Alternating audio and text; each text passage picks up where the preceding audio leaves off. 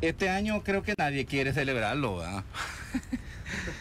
Nadie quiere celebrar. Es más, queremos que este año termine rápido, pero más allá de cualquier situación anormal, anómala que hayamos enfrentado este año, creo de que debemos de ser optimistas y tener la esperanza puesta en Dios de que nos va a sacar adelante como país. Y también pedirle a cada vez que usted doble rodilla, ¿verdad? Pedirle a Dios que le dé discernimiento a los funcionarios públicos, ¿verdad? Para que tomen las mejores decisiones. Porque el futuro solo lo conoce Dios.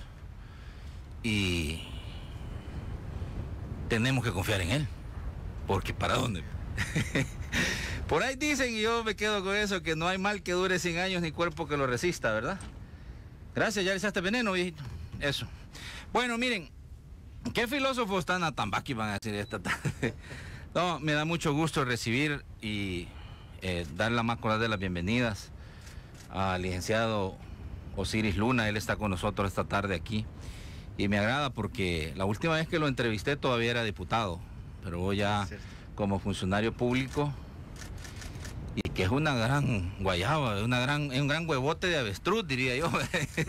No es fácil, definitivamente. El sistema carcelario salvadoreño es complejo, tiene una gran cantidad de problemas heredados desde hace décadas, que no se hicieron las cosas como se debieron hacer. Se alimentó el monstruito y ahora de lo que queda es ver cómo se van tomando las decisiones para ir reconvirtiendo los centros penales, que ya no sean universidades del crimen, sino que sean centros de readaptación, en donde la gente vaya ciertamente a pagar una condena por haberle quedado mal a la sociedad, pero que de ahí salgan como ciudadanos ejemplares. Se puede, yo sé que se puede. Yo conozco algunos programas como Yo Cambio, y yo he vivido de cerca cómo los privados de libertad hacen un pan bien sabroso, bien rico, ¿verdad? Me gusta. Son buenos cocineros y también son buenos artesanos, ¿verdad?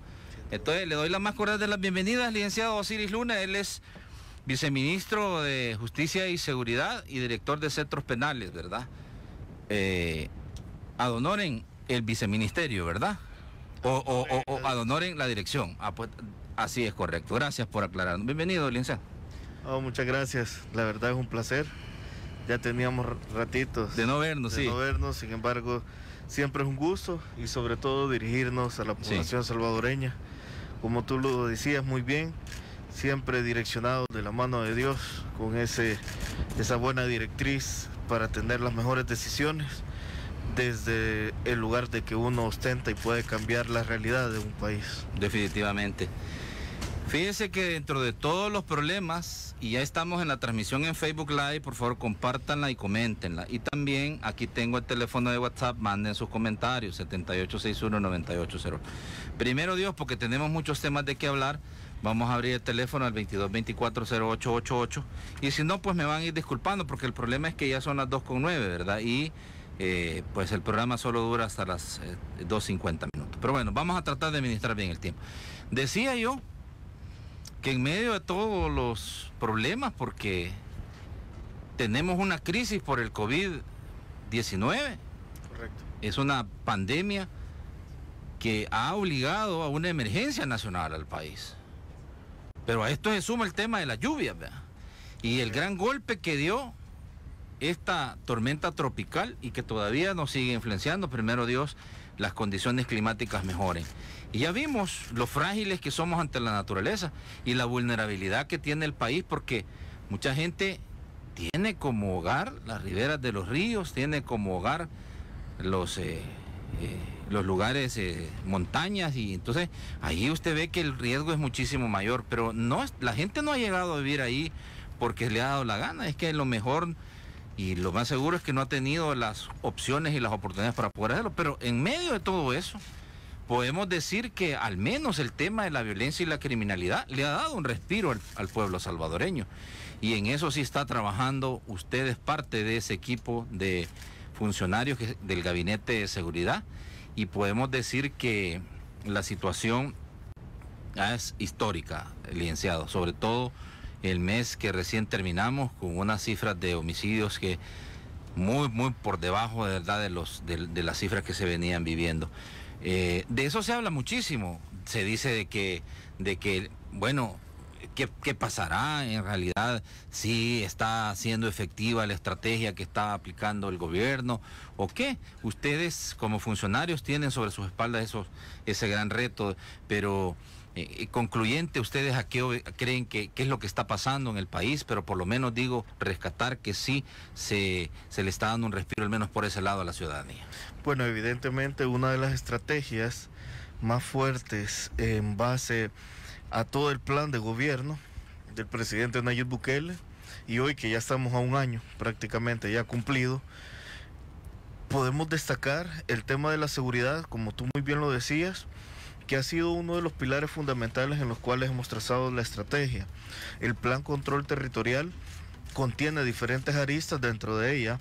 Obviamente una que no estábamos muy acostumbrados a ver, que era hacer un verdadero control, orden y disciplina dentro de los centros penitenciarios.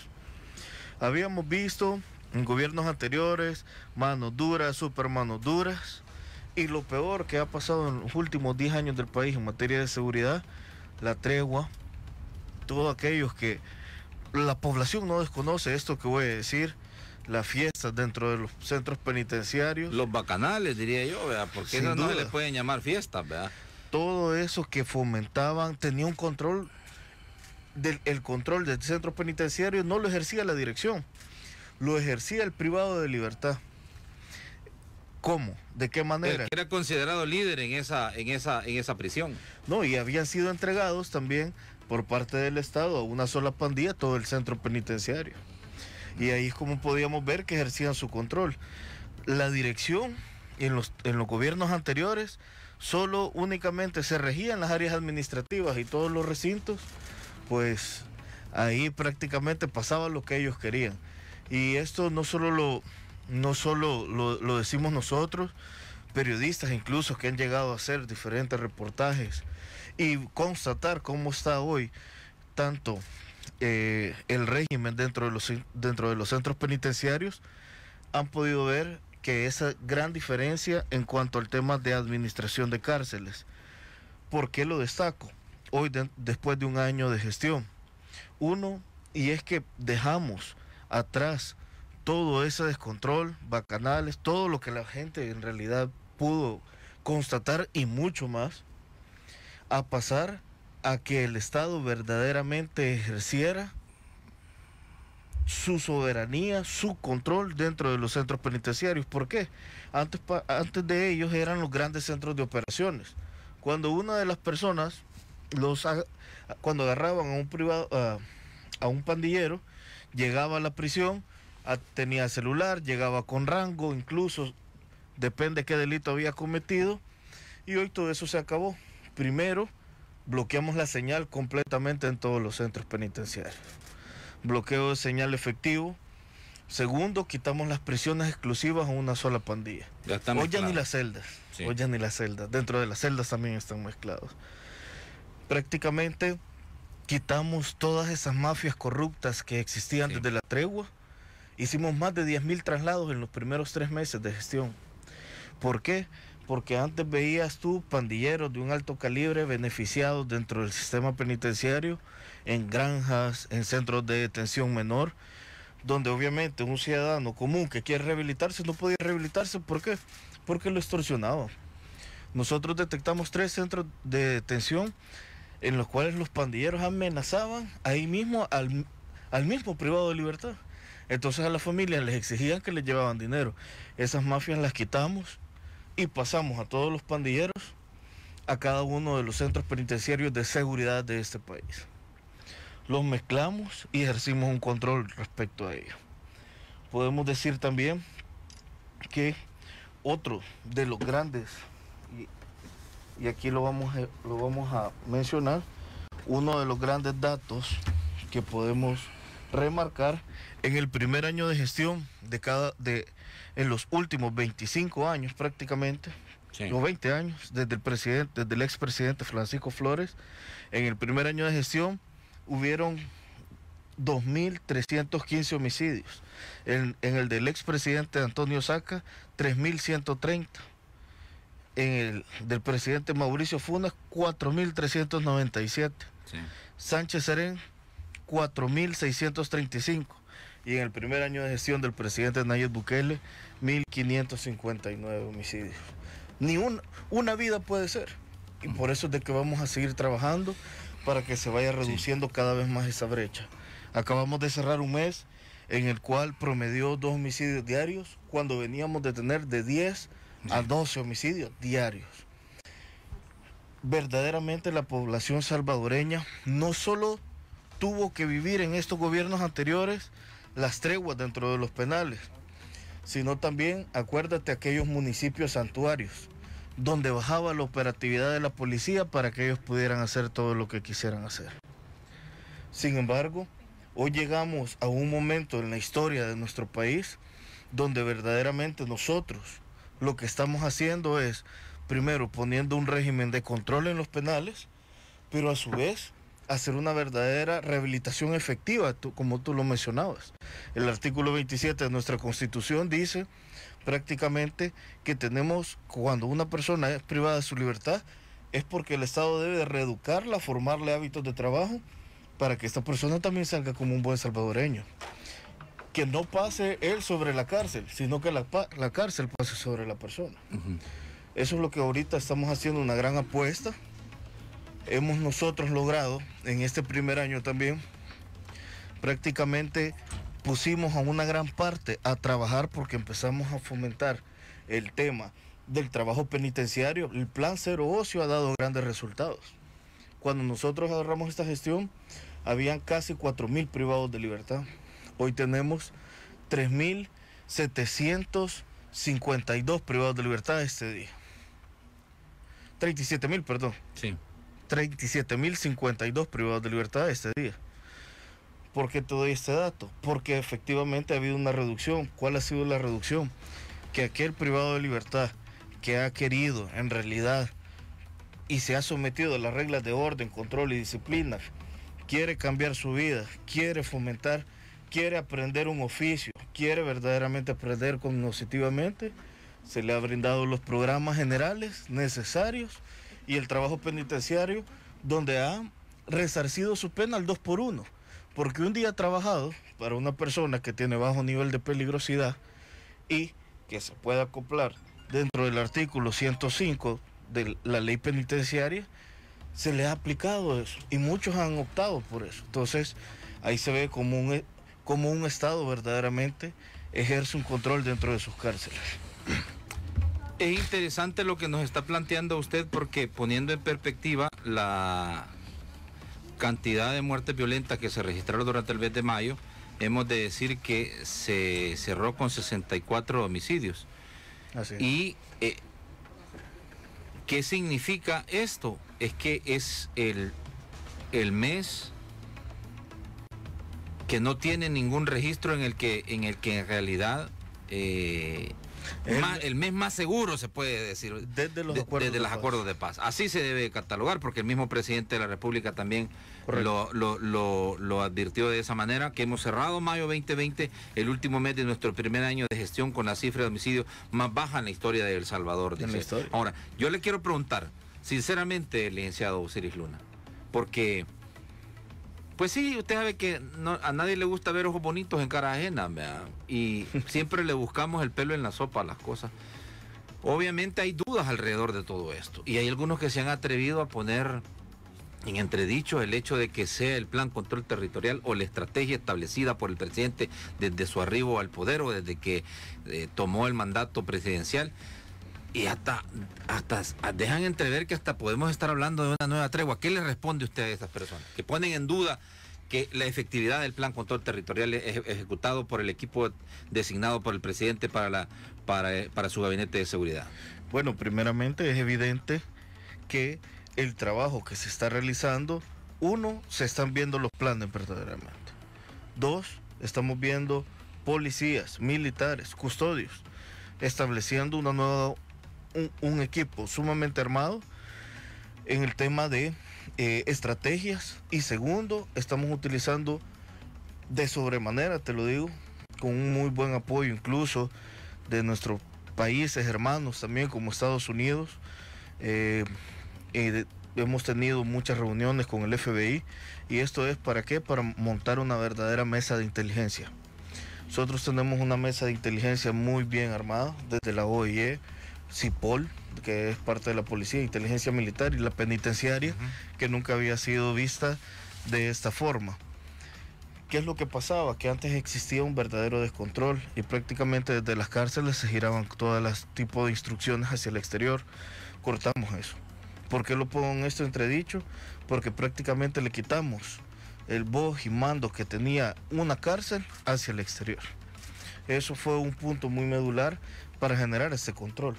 Y segundo, obviamente, dentro de los centros penitenciarios es las requisas selectivas, estratégicas, la unión dentro de cada uno de los penales. Eso nos hizo tener una mayor fluidez en el control que ejerce la dirección. Y un tercero, debo decirlo, la policía y el ejército ha hecho un trabajo fenomenal en el control territorial. Por supuesto que no se ha hecho todo. Vamos a seguir cada vez actualizando las estrategias porque el actuar delictivo muta y va a mutar siempre. Sí. Lo pudimos ver en los penales, como la gente se quedó admirada, como antes eran las llamadas por celular, porque había señal. Sí. No hubo señal, empezaron a escribir, que son las huilas.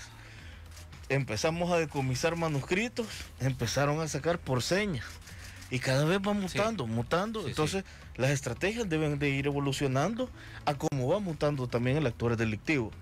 Falta mucho por hacer, lo reconocemos, pero lo que se ha hecho ahorita en este primer año, creo que es de ponerlo en mucho contexto y seguir en esa misma línea. ¿Usted le garantizaría al pueblo salvadoreño que la comunicación por medio de tecnología, llámese celulares o cualquier otro tipo, bueno, porque en el pasado habíamos visto que hasta de esos teléfonos satelitales, ¿verdad?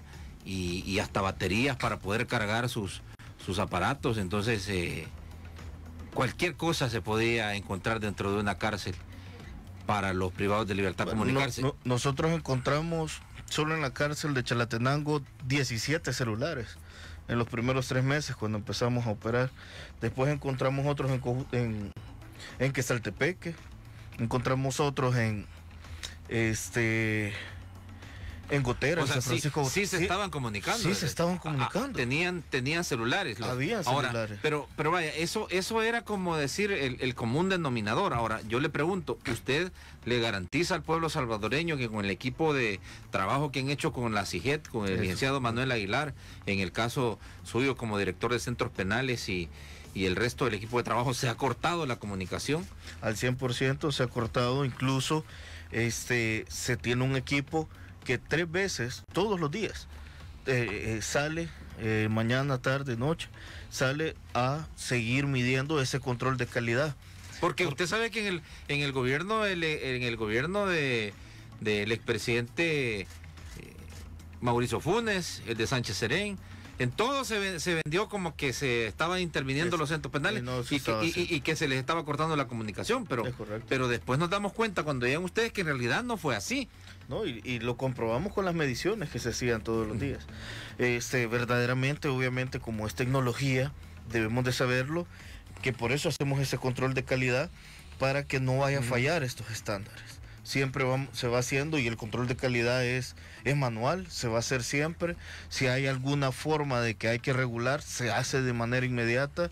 Debo decirlo, el presidente al inicio les dio 72 horas a las telefónicas para que esto se lograra. Me costó un poco, ¿verdad? Se resistieron bastante las empresas. Sin embargo, al final han apoyado de una gran manera. Hay que ser honestos en esto. Sí. Y ellos lo han hecho muy bien. Nos han apoyado, regularon, bajaron la intensidad, porque eso era un problema, debemos de aceptarlo. Sin embargo, ellos bajaron la intensidad de la señal de las antenas que tienen telefónicas ellos, y subió obviamente la señal del bloqueador. Ahora, estábamos con el dilema de las cárceles en los grandes centros poblacionales.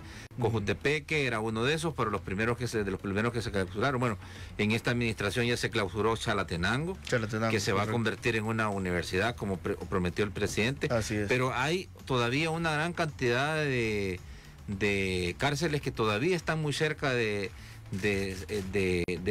centros poblacionales. Se va a avanzar en ese tema, le digo, porque es una de las quejas de la ciudadanía, ¿verdad? Que en vez de tener cárceles, si se pueden retirar un poco más de las ciudades. Definitivamente ya hemos tenido, y de manera personal te lo digo, algunas pláticas respecto a este tema con el presidente, y él me ha dicho que lo prioricemos en base para que no haya... Obviamente, que hay un centro penitenciario, y sobre todo cerca de algún centro histórico, como lo es en Sonsonate, entre otros, genera también una vulnerabilidad en la zona, por el tema de que alrededor siempre buscan familia de algunos delincuentes y todo vivir. Entonces sabemos que eso es un problema.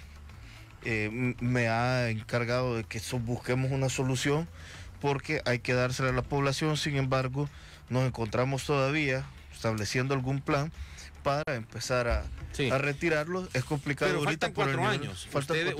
Ustedes saben, está el penal de San Miguel, por ejemplo, ¿verdad? Correcto.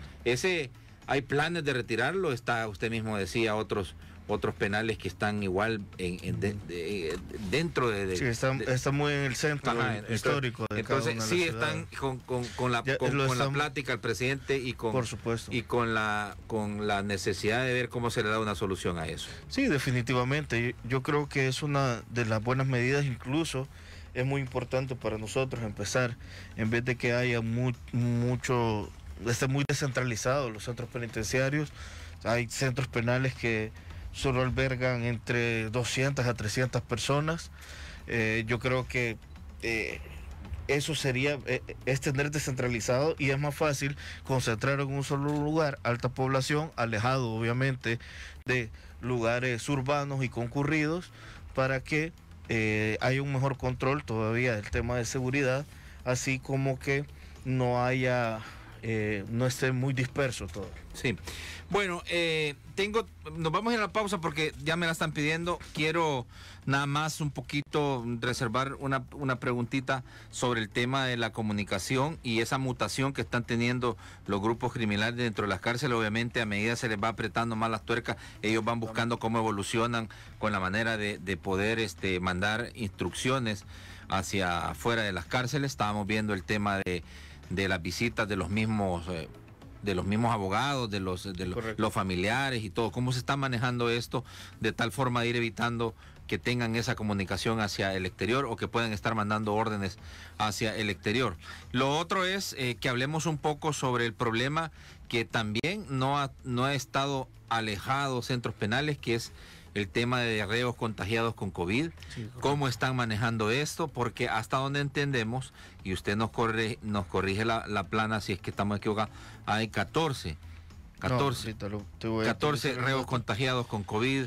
Esta cifra estaba actualizada hasta el pasado domingo. Dirección de Centros Penales, en el Centro Penal de San Vicente, luego de realizar la primera prueba, resultaron 25 privados de libertad con COVID-19.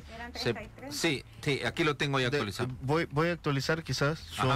Son 3 centros penitenciarios en los que ya hay diagnóstico de COVID, obviamente con pruebas. Es que yo comuniqué mal. Centros Penales confirmó que otros 14 reos fueron descubiertos contagiados, pero en total ustedes ya habían dicho que resultaron 25 privados de libertad con COVID y se procedió a realizar una prueba donde resultaron 14 internos más positivos y 2 miembros de nuestro personal, todos respondiendo al tratamiento. Entonces, en total serían... Tenemos 39 en San Vicente, en Quesaltepec, que son 11. Estamos hablando solo de privados de libertad. Y en La Esperanza, que Mariona, mejor conocido como Mariona, son 33. El resguardo psiquiátrico por conteo, sin embargo, debemos decirlo que no son privados de libertad, en realidad, como tal, porque ellos son inimputables. Son 58 los que hay en total.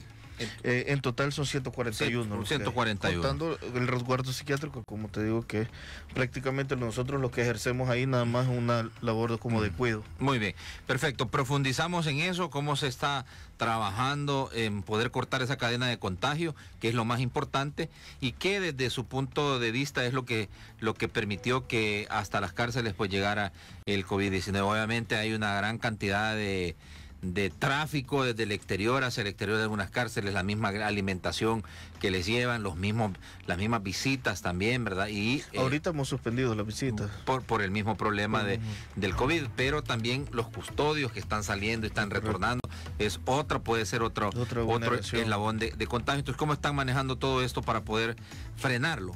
Porque sí sería de verdad muy, pero muy complicado y sería sí, definitivamente. Entonces, ¿cómo están trabajando con los protocolos para poder detener esto? Nos lo va a comentar el viceministro de Justicia y Seguridad y director de Centros Penales ad honorem, el licenciado Osiris Luna. Ya regresamos. Bueno, estamos de regreso, 2:35 y ahora mismo vamos a platicar un poco sobre el manejo que se le está dando al tema de la pandemia, porque sabemos que hay una gran cantidad, y es bueno quizás, licenciado Osiris Luna, que nos actualice con las cifras, porque yo en realidad, lejos de informar, estaba desinformando, porque leí mal el titular de Centros Penales confirma otros 14 reos contagiados con COVID-19 en el penal de San Vicente, ¿verdad? Eso se sumaron a otros 25, que ya, a los de Chalatenango, Quesaltepeque, perdón, y La Esperanza. Entonces, en total, ¿son cuántos? Bueno, tenemos en San Vicente 39, tenemos en Quesaltepeque 11 casos positivos, en La Esperanza son 33 y en el resguardo psiquiátrico 58. Sí, en el resguardo psiquiátrico es el pabellón que está dentro del hospital de Soyapango, psiquiátrico. Sí.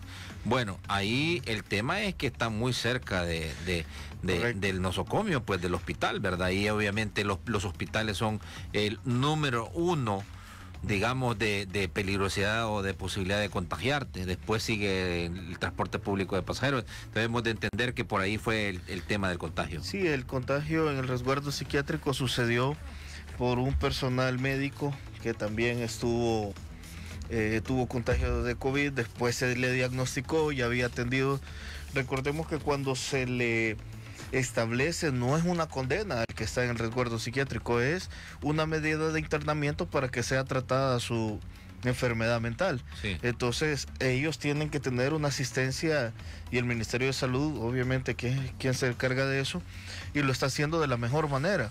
Sin embargo, obviamente dentro de esto el virus es un virus silencioso, que incluso una persona puede ser asintomática.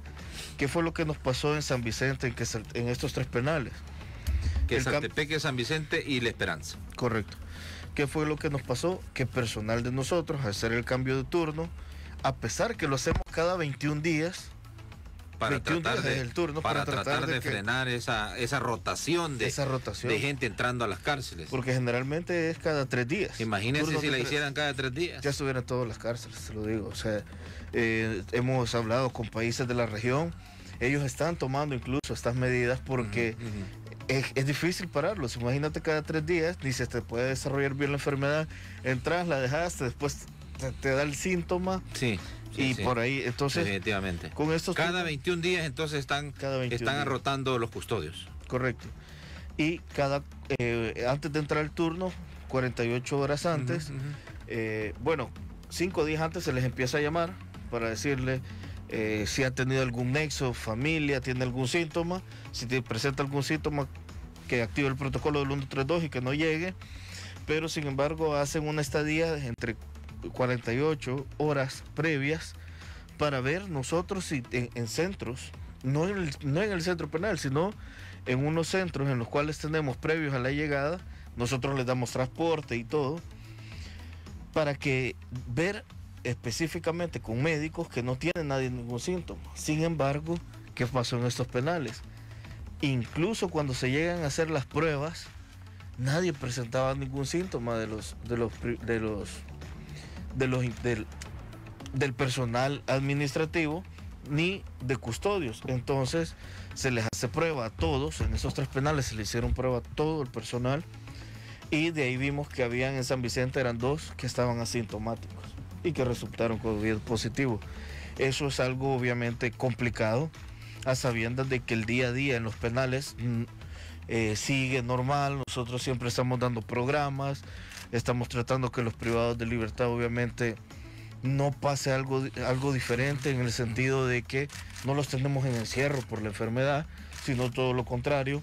Hay actividades de sol, actividades recreativas, actividades de los programas cognitivos e incluso de trabajo penitenciario. Nosotros hacemos entre 5.000 a 10.000 mascarillas diarias, sí, las cuales donamos a los agentes, donamos al personal custodio, administrativo, entre otros. Entonces el día a día continúa.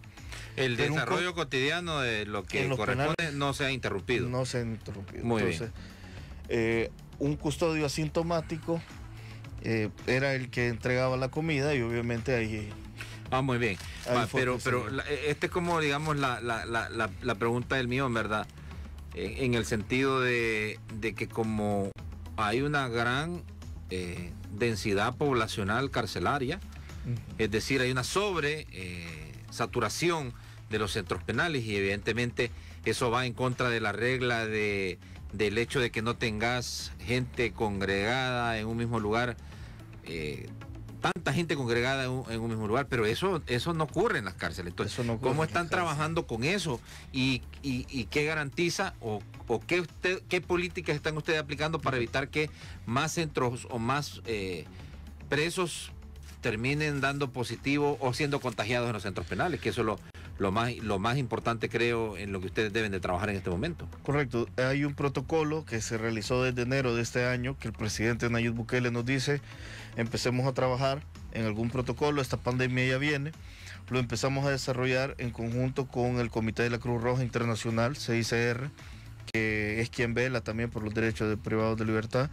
Empezamos a trabajar, hicimos un protocolo en conjunto, el Ministerio de Salud obviamente también, con cada uno de sus especialistas, y formamos un protocolo de prevención y control de la enfermedad. Sabíamos que un día iba a entrar. Fuimos incluso de los últimos países en América, en toda América, en todo el continente, que se contagiaran, presos. Que se contagiaran. En enero ya tenías en cárceles de Estados Unidos, en cárceles de países aledaños, pero nosotros teníamos ese protocolo. Bueno, en Colombia, casi en todas las cárceles, 10 cárceles se amotinaron incluso. Nosotros hicimos algo muy bueno, y es el protocolo. Primero, los turnos de 21 días. Segundo, los filtros. ¿Los filtros cuáles son?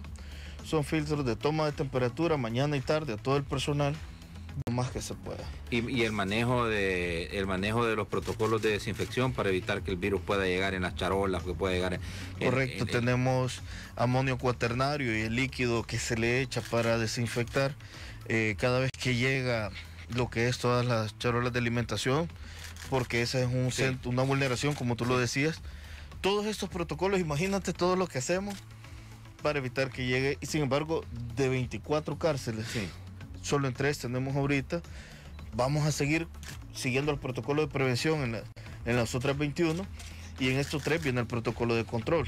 ¿Cuál es el protocolo de control que hemos ejecutado con el ministro Alaví? Es la separación no solo del diagnosticado de COVID, sino la separación también del que hemos puesto como sospechoso.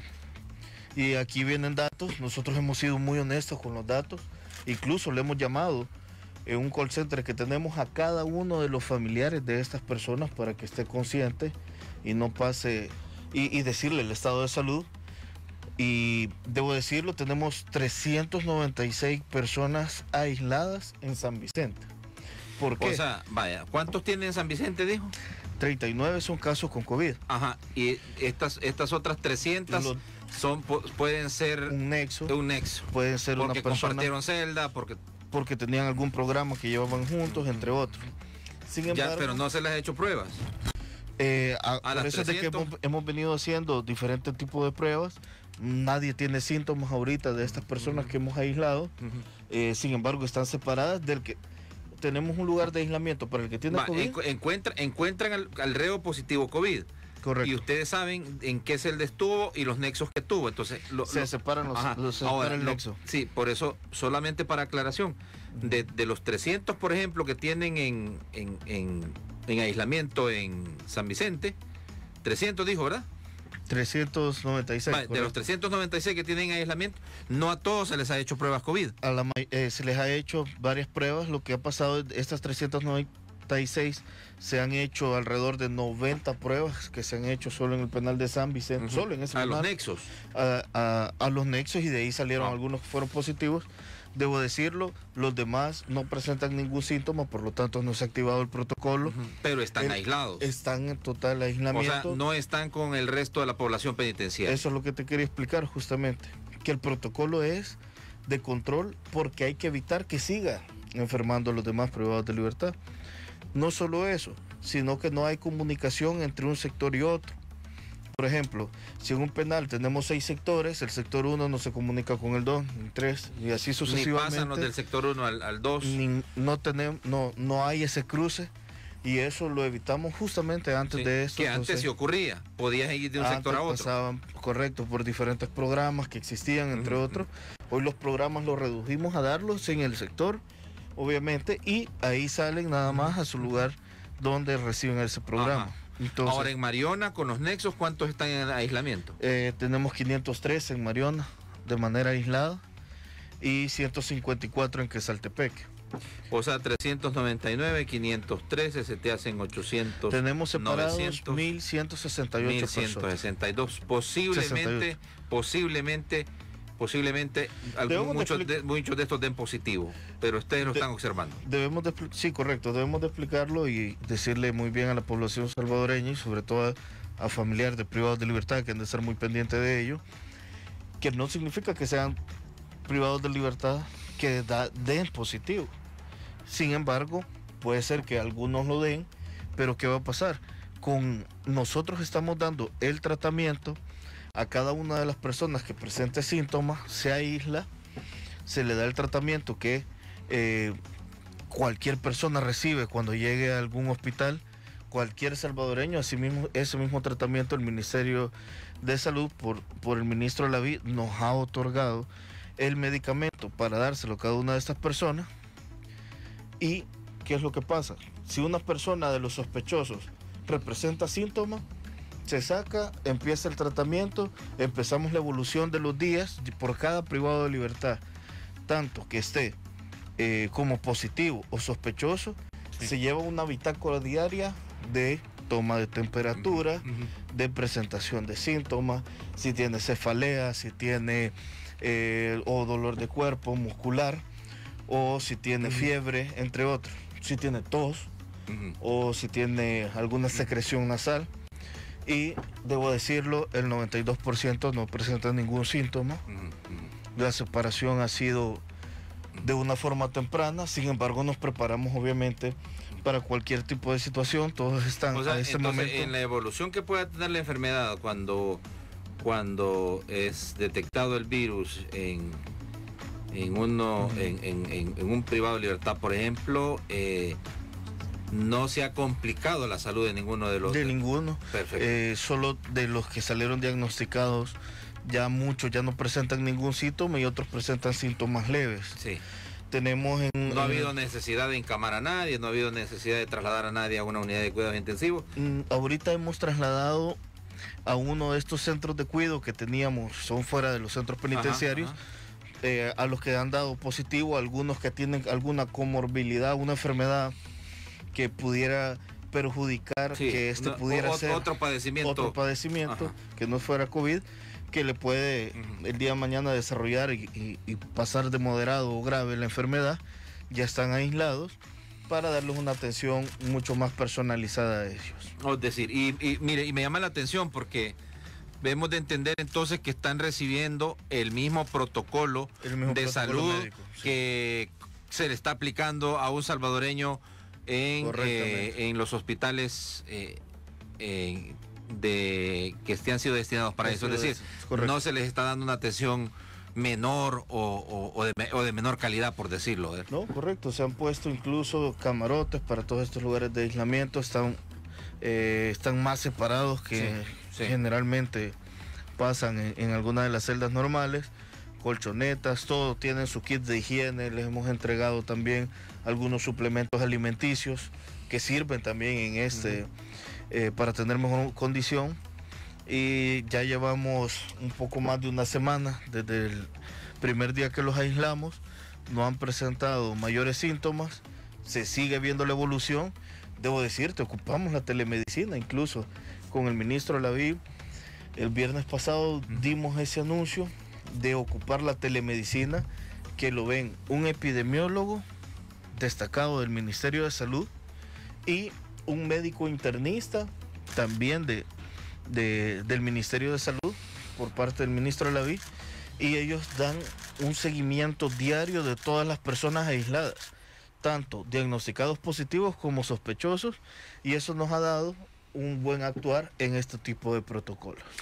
Bueno, creo que el gran reto de las autoridades, el gran reto suyo como director de centros penales, es trabajar en cómo evitar que la enfermedad siga proliferando dentro del sistema carcerario, dentro de las 24 cárceles. Bueno, tienen 3 cárceles ahorita con problemas, ojalá que esto no siga evolucionando y como decimos, pues nadie escapa de esta situación, o nadie la verdad está exento tampoco de esto.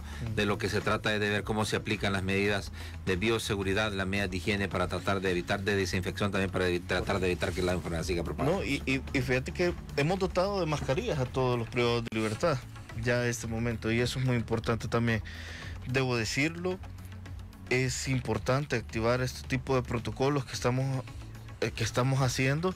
Sin embargo, la enfermedad es silenciosa. Sí. Hay gente, el 80%, según las estadísticas que se tienen de la OMS, el 80% no representa síntomas. Sí.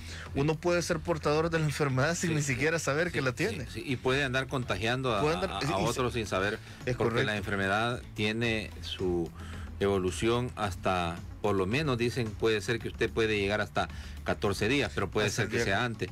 Pero bueno, lo importante es que la población también entienda que debe aplicar sus medidas. Ahora, en este momento, y hay que decirlo con claridad, se han suspendido las visitas a las cárceles. Se han suspendido las visitas prácticamente. Y esto va a continuar así hasta que la emergencia termine. O por lo menos esta cuarentena especial que estamos viviendo, ¿verdad? Sí, definitivamente. Hasta este momento no hay ninguna...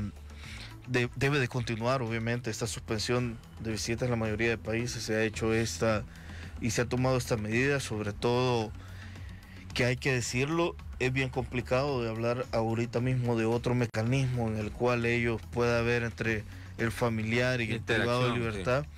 ¿Por qué? Y no lo digo por todos, pero sin embargo, ¿qué fue lo que pasaba? Antes habían cabinas telefónicas, nomás llegamos nosotros a este gobierno. Los gobiernos anteriores habían dejado cabinas telefónicas.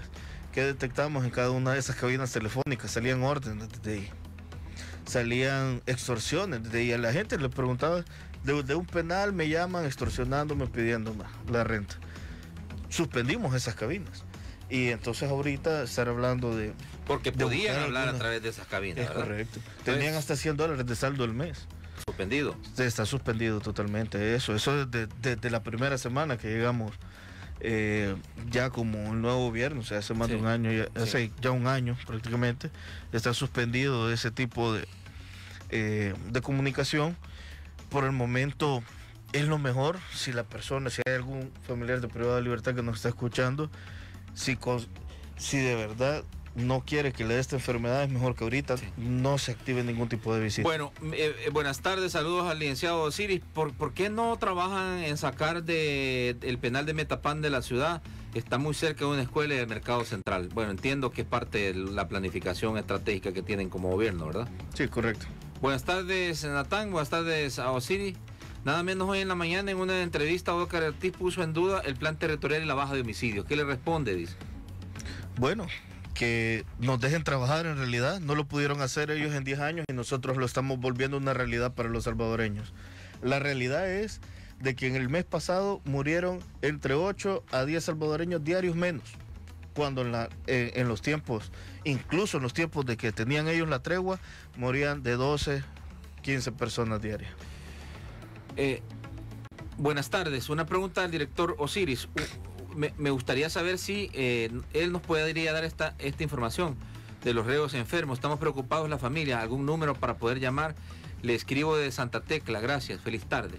No, nosotros, para preguntar por su familiar privado de libertad. Nosotros le hemos llamado a las personas en estos casos específicos. A los familiares. Sí, nosotros les hemos llamado a los familiares. Bueno. Obviamente es una de las formas de poder decirle a la persona que sí, al familiar que sí se le está tratando la enfermedad. Sin embargo, sabemos obviamente que es complicado, pero al salir del tratamiento que conlleve se le va a notificar. Bueno, una pregunta dice para el licenciado Osiris. ¿Qué piensa de las extorsiones? Porque a donde vivo, en la Majucla, están cobrando 15 por tienda. Si nos puede, por favor, ayudar con esto, porque todavía continúa, dice el licenciado. Definitivamente sabemos, o sea, no, el actuar delictivo todavía existe y hay muchas pandillas todavía en el territorio. Por eso te lo dije, nosotros vamos a seguir evolucionando nuestro actuar. Prácticamente de los 10, 11 delitos que más aquejan a la población salvadoreña, todos representan una reducción en este primer año. El hurto, un 24.4% menos, pero si nos vamos específicamente, el tema de la extorsión representa un 37.2% menos en comparación, obviamente. Esto tendría que ver con las medidas que están adoptando ustedes en las cárceles. Definitivamente, es que antes de ahí salían las órdenes, hoy sabemos que todavía hay diferentes programas, clicas, tribus de estas pandillas que operan en el territorio, que las vamos a seguir, obviamente, dándole seguimiento para poder... Pero esto es más operatividad fuera de las cárceles. Es operatividad fuera de la cárcel. Porque ya tienen ellos la manera de poder, la estructura de delinquir en determinadas zonas. Inclusive entiendo de que ya no estaban llegando físicamente a cobrarle la renta, sino que les estaban pidiendo que se los depositaran en cuenta o por medio de estos mecanismos, por medio de compañías telefónicas. No vamos a mencionar nombres, pues, pero eso se presta también. ¿Ustedes están conscientes de eso ustedes? Definitivamente, seguimos trabajando en las investigaciones. La policía muy responsablemente le ha dado seguimiento a cada uno de estos. Tenemos actuando también al ejército con una mayor presencia en el territorio, y eso los ha hecho que ocupen este tipo de mecanismos para hacer esto. Pero desde las cárceles obviamente se ha reducido en un gran porcentaje. Por eso es que se ha reducido en un gran porcentaje, porque hoy tenemos cero extorsión desde la cárcel hacia el exterior. Muy bien. Bueno, quiero...